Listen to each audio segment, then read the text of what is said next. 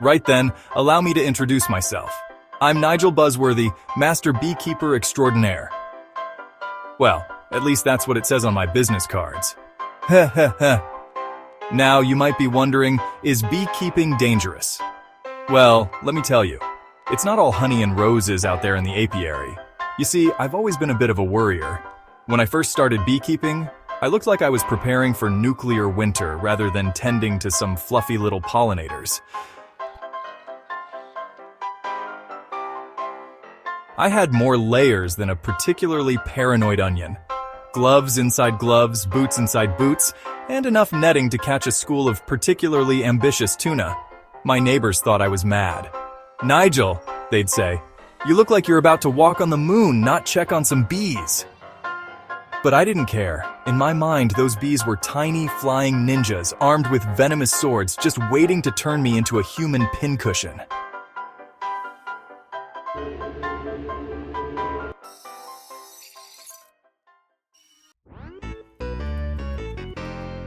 But then came the day that changed everything.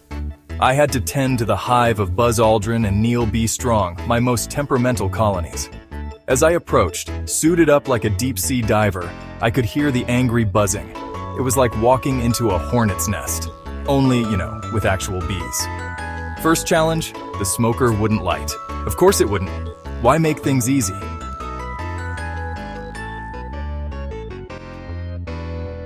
Then, as I'm fumbling with matches, my hat gets caught on a branch. Suddenly, I'm doing an impromptu dance with a tree. Molto bene. I must have looked like a deranged scarecrow having a fit. If the bees could laugh, I'm sure they would have been in hysterics. Finally, I make it to the hive, but as I lift the lid, my gloves are so thick I drop it.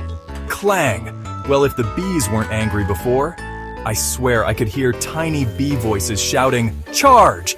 as if they were a miniature flying cavalry. And then it happened. A small tear in my suit that I hadn't noticed. Before I knew it, I was the unwilling participant in a bee version of acupuncture. It was like a tiny, angry fireworks display, except instead of oohs and ahs, it was mostly ows and some words my gran wouldn't approve of.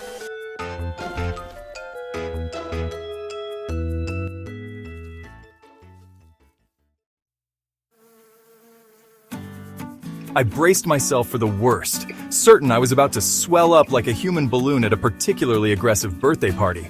But then, nothing. Well, not nothing. It hurt, sure, but I wasn't dying. I wasn't even particularly swollen, and that's when it hit me.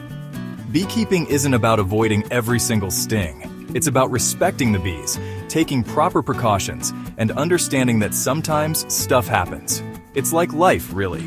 You can't avoid every little prick, pun intended, but you can learn to handle them with grace.